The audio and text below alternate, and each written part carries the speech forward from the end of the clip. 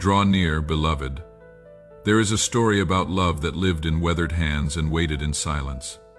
It is jagged around the edges, raw where memory bleeds through. But broken things often hold the most beautiful truths. When 7-year-old Emma lost everything in a single rainy Tuesday, the world shattered. The drunk driver who ran the red light took her parents in one devastating moment, leaving funeral flowers that wilted and relatives who whispered about custody arrangements. But there was Grandpa Joe, her father's father, standing on his front porch, holding a small screwdriver and a broken music box. Grief carved deep in the lines around his eyes. He had buried his own son that morning, yet somehow found strength to promise a broken little girl, "Every evening at 6, we will fix something together. Little bird, forever and always." In that moment he became father, mother, and grandfather all at once. For 3 golden years that promise held like gospel. 6 of the clock sharp, Emma would race up the porch steps, school backpack flying behind her. Joe waited in his weathered rocking chair, today's project spread across the small table between them. Loose drawer handles, squeaky hinges, tangled jewelry, nothing too broken to mend together. His calloused hands would guide her small fingers around screwdrivers and pliers, teaching her what her father never got the chance to show her, that most things weren't permanently broken, just temporarily disconnected. Steady hands, sweetheart. Everything has a way back together if you are patient enough to find it. He was teaching her to fix things, but really he was teaching her to believe in repair after devastation. But adolescence crept in like winter fog. High school brought homework past dinner time, friends who rolled eyes at grandfather time, restlessness that made their front porch feel small and outdated. Emma started rushing past with hurried waves, calling sorry Grandpa, studying over her shoulder. College applications consumed every spare moment. The tools sat untouched while Joe waited alone, telling himself 17-year-olds needed space to grow into who they were becoming.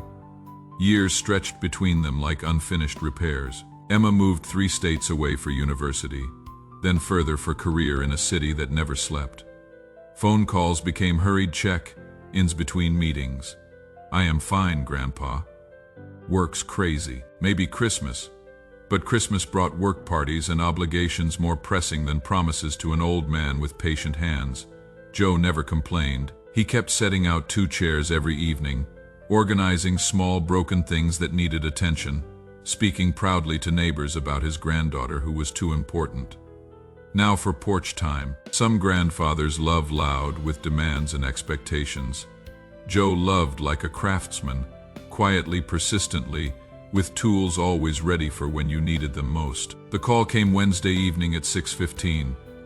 Joe had been crossing Main Street when the delivery truck ran the red light. The neighbor's voice was gentle but urgent. "Emma, honey, you need to come home.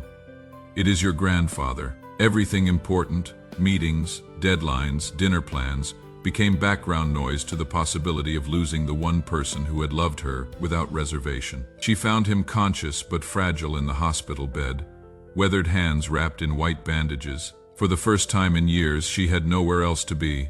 Nothing more urgent than sitting beside his bed. "I had today's project all ready," he whispered when he saw her there. "Voice paper, thin but steady.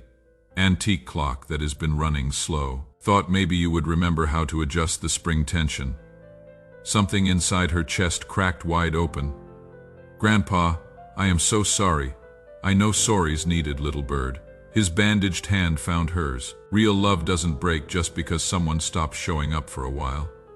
It just waits, patient as sunrise, with all the right tools ready. That night, she let herself into his house with the spare key hidden under the loose porch board. The front porch looked exactly as remembered.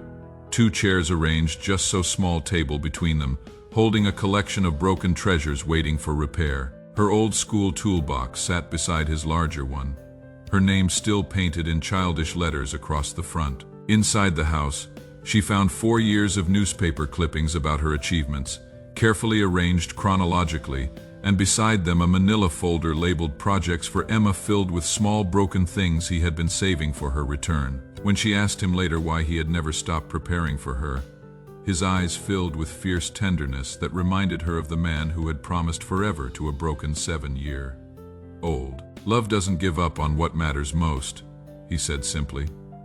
I knew you would come back when ready. Real love waits, real love hopes. Real love keeps the tools clean and workspace ready. That, my child, is how I love you. Like Grandpa Joe with his patient vigil, I wait for your return with tools that never rust in my hands. I save every broken piece of your life, believing in restoration even when you have forgotten how things fit together. Distance doesn't diminish my readiness to help. Silence doesn't mean I have put away the tools. Your brokenness doesn't disqualify you from my workbench. Father, help us recognize the love that waits with tools ready, that prepares workspaces without guarantees, that believes in restoration even when we have forgotten how to fix what is broken. Thank you for patient love that never stops believing in our capacity to be mended, never stops organizing the tools we will need, never stops watching for our return to your workbench. Give us eyes to see the projects prepared in our honor, hearts humble enough to let love teach us again how broken things find their way back together. Amen.